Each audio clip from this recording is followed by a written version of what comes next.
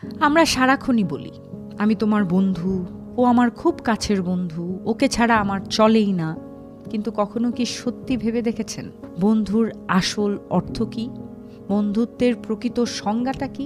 চলুন একটি ছোট কিন্তু বেশ গভীর একটি উদাহরণ দিয়ে বুঝিয়ে দেই। একটু খেয়াল করে দেখবেন আপনার জীবনের সাথে মিলে যায় কিনা।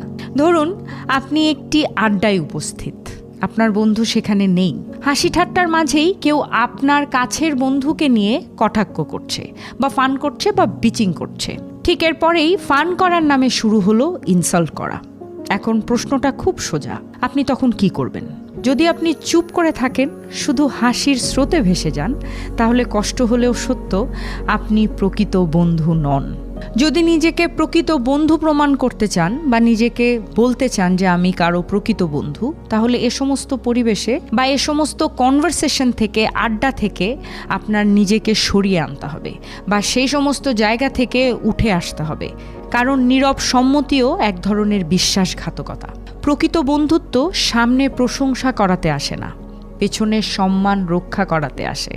যেদিন আপনি আপনার বন্ধুর অ্যাবসেন্সেও তার পাশে দাঁড়াতে পারবেন, সেদিনই আপনি বুঝবেন বন্ধুত্ব মানে আসলে কি। প্রকৃত বন্ধুত্ব সামনে থেকে নয়, পেছন থেকে রক্ষা করাতে হয়।